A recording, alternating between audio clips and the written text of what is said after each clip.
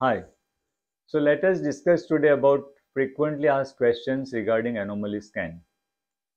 When we advise anomaly scan for a couple, that is 18 to 22 week scan, many questions come up from the patient's side. Some people ask, is it necessary? Is an anomaly scan necessary?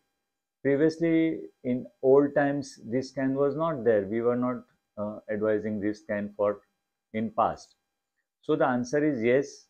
Two scans are absolutely must and absolutely necessary. One is anti-scan, which we have already discussed in our previous video, that is 11 to 13.6 week scan, and this one, that is 18 to 22 weeks anomaly scan. Next question is, how long does it take? On an average, generally it takes 30 to 45 minutes, but it may take longer.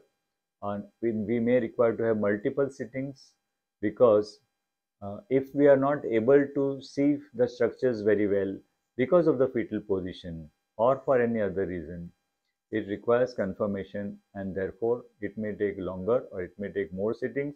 For example, fetal spine is better seen when the fetus is prone, fetal face is better seen when the fetus is supine. So depending upon the fetal position, we have to spend time till we are able to access all the structures to our full satisfaction. Another question is, can anomalies can detect 100% of the congenital anomalies? The answer is no. Friends, no medical test can assure 100% accuracy. There are limitations to each and every test, and the detection rate is influenced by so many factors. For example, the obesity. If the abdominal wall is thick, the sound penetration is less and poorer. If there is a previous scar on the abdomen, especially the caesarean section scar, then the sound wave penetration is poorer. If it also depends on the gestational age when the sonography is being performed, also depends on the gestational age when the structure develops properly. It also depends on the amount of amniotic fluid around the fetus. Also, the depends on the man, that is the sonography doctor, his ability, his skills and experience also count for the better results. Also, resolution of the equipment, that is the sonography machine, is important. So for more details on this topic, I'll request you to refer to my video on limitations of anomaly scan to update your knowledge. One more question comes up: after anomaly scan, will I require any further tests, or this is the final test?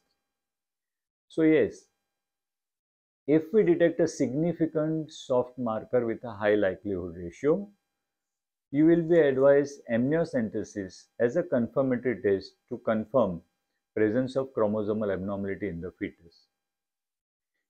If we are suspecting a heart condition, fetal heart anomaly, then you will be advised to do an extensive search, that is by the way of fetal 2D echocardiography. One more question comes up: does an anomaly scan need to be repeated? Yes, in 15% of the cases it needs to be repeated. Why? If the position of the fetus has not been satisfactory, or if we have some suspicion, then it is to be repeated, ideally between 22 and 23 weeks of gestation. One more question is 3D scan or 4D scan better for seeing the anomalies? The answer is, in certain conditions, when we are suspecting or when we want to have better visualization of fetal face and fetal spine, 3D and 4D application definitely add value to the test. And the last question is color sonography performed at the time of anomaly scan? Yes.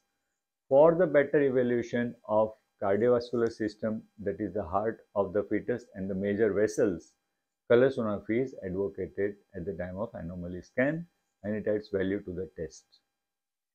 For related topics on this aspect of congenital anomalies, like limitations of anomaly scan and how to prevent the congenital malformations, please keep watching my other videos on this YouTube channel.